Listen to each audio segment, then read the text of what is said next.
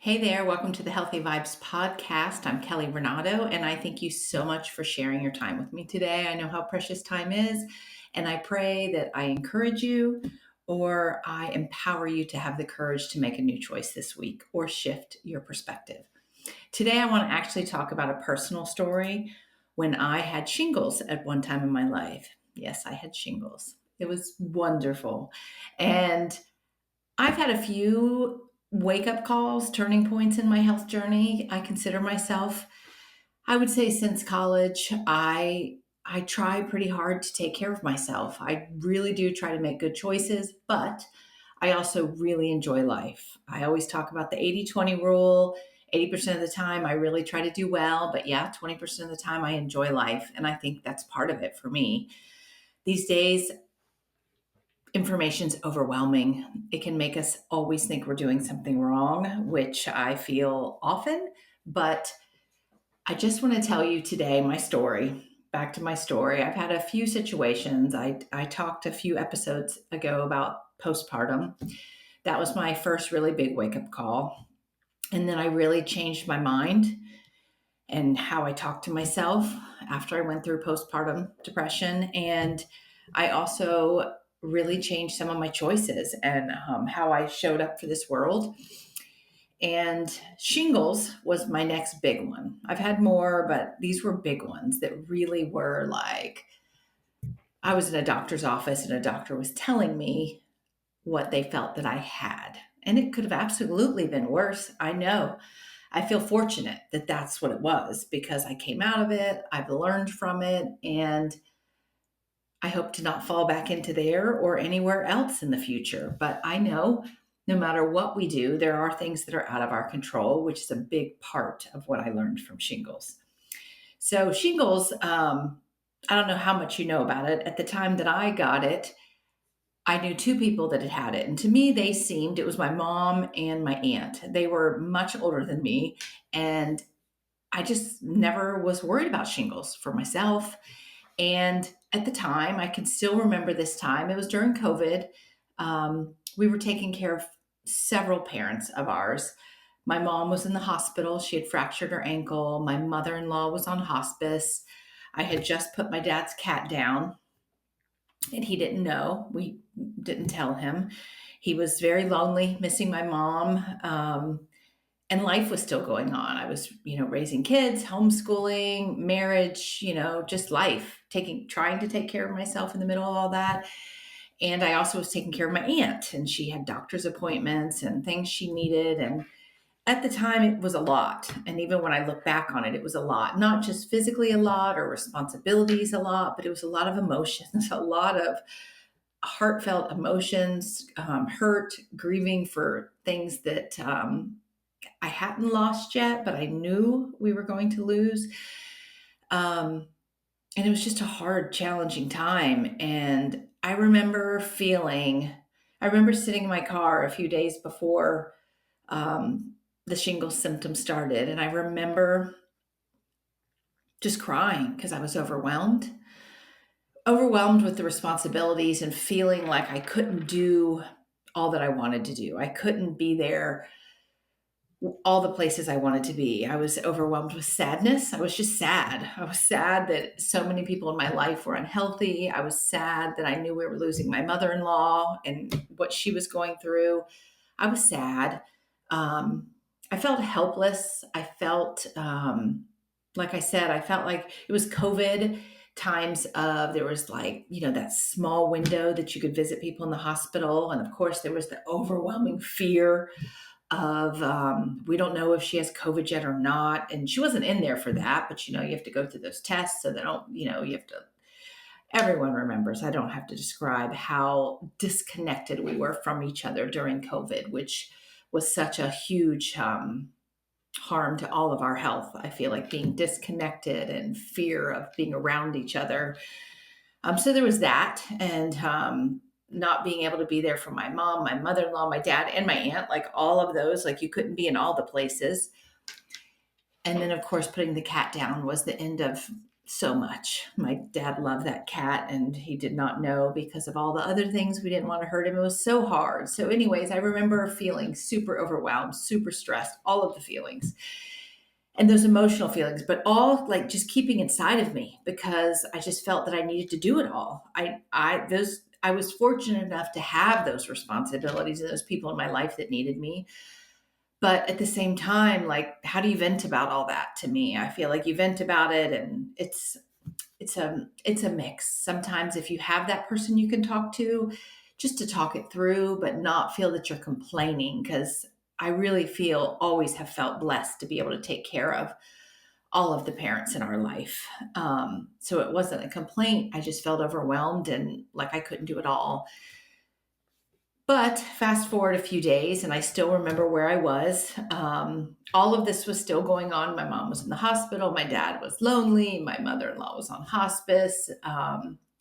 And I remember I was taking my aunt to a doctor's appointment because she had a doctor's appointment. My daughter was with me because she was homeschooling and I didn't want to leave her home alone.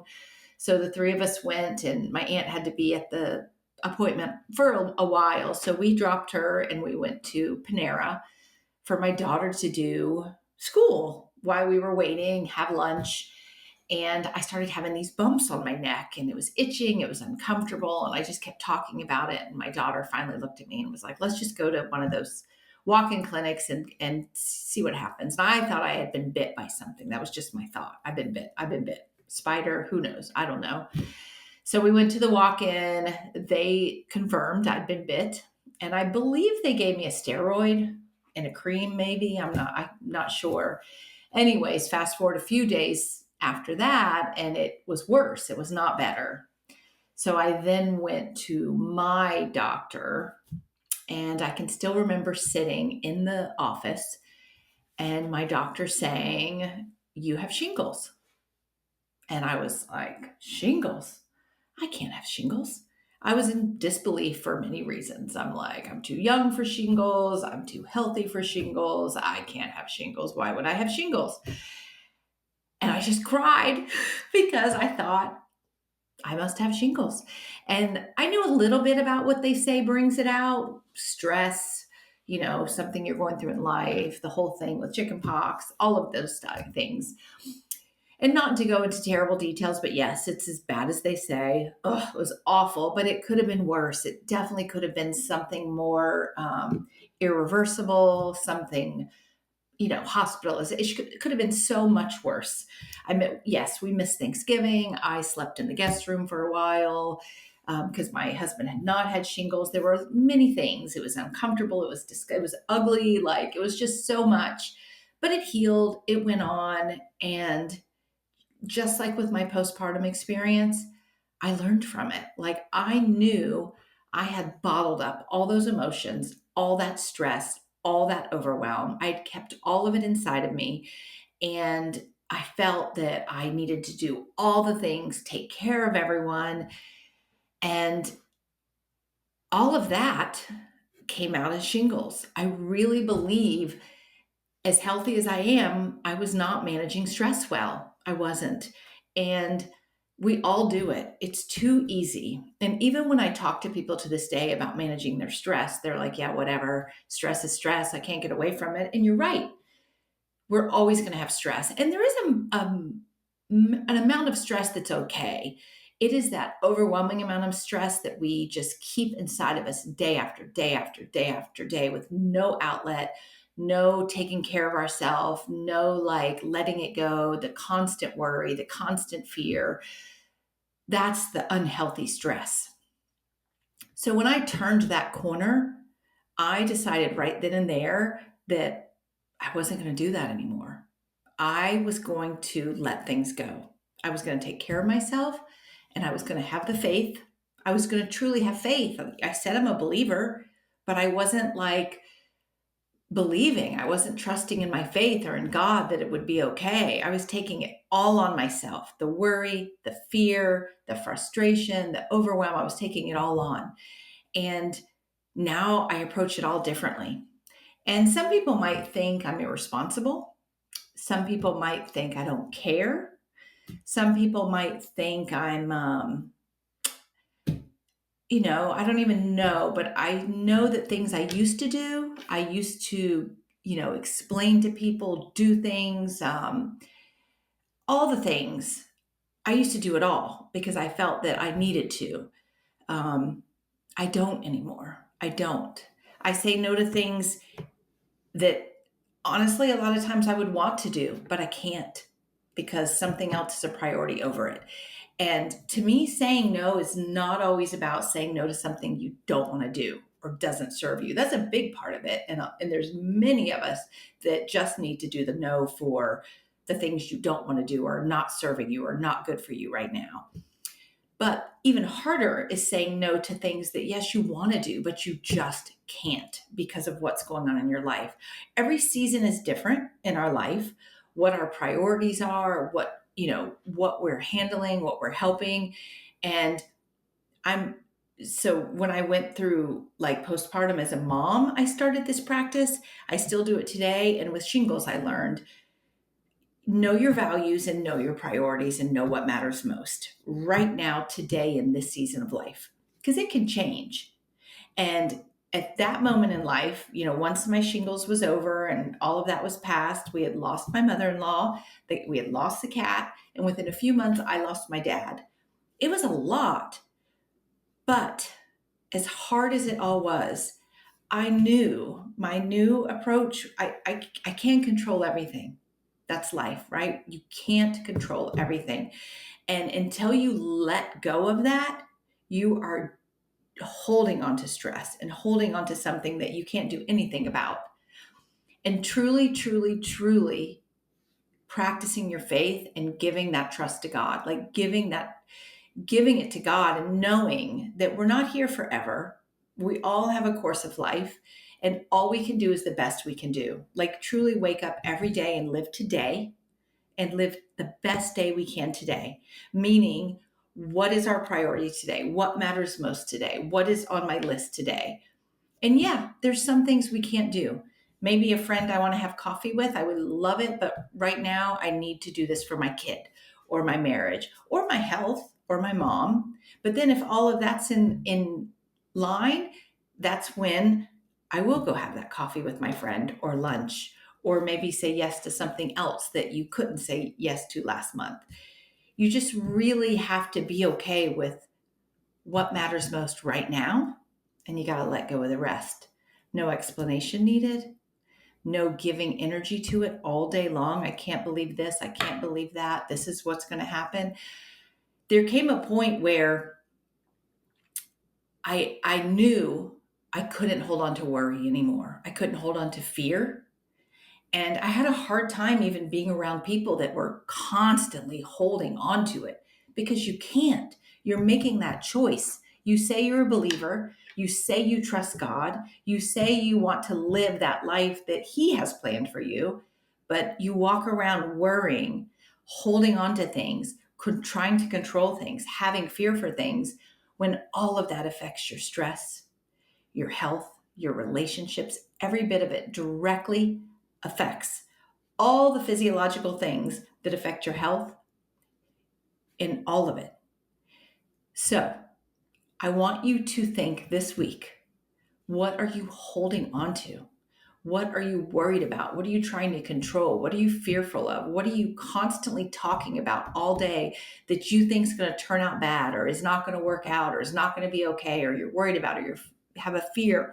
Whatever it is, I want you to pray to God about it, talk to Him, give it to Him, and let it go. And fill your time, your energy, all of it with something else more productive, more purposeful, even if it's a continual prayer. Continual prayer. Just think this week, how am I handling my stress? Because it's up to you. How are you handling stress, and how are you approaching life? I did an episode a few podcast episodes ago about approaching life, which is so big. And I quoted Tony Robbins. I'm not going to say it perfectly, but he said, most of us are not living our life. We're living the perception, what we're perceiving in life. And I'm not saying that right. But the point is, live what's right in front of you. what you can control, what matters most, and live that right there. And don't stress about all the other things. You have to learn to let them go. You have to learn to not worry all the time, have fear, give it to God every time. And it doesn't mean I don't do that anymore, but I can feel myself moving that way. And I stop. I take a breath. Maybe I need a good night's sleep. Maybe I need some time to myself. Maybe I need to get outside. Maybe I just need prayer and time with God.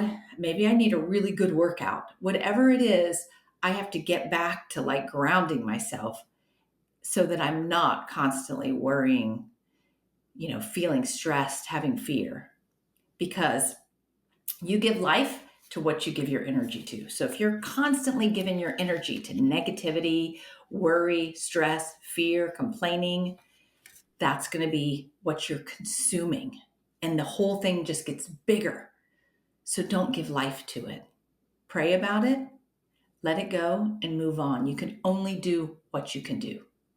So I pray that this helps you just think a little bit differently this week. And I obviously hope that nobody gets shingles, but I learned from it. And I hope you learn from it too, because hanging on to things, whether it's shingles or something else, nothing good comes from it. It all ends up in disease, unhealthy things, hurts your relationships, your life, your health, all of it. So let it go. Do all that you can do. I'm not saying do nothing. Do all that you can do and let the rest go. So I hope you have the best week. Thanks for sharing your time with me. If you feel that someone could use this podcast, please share it. Please leave a review, subscribe, and follow me wherever it is you listen. And I hope to hear from you. And take care. Have a good week.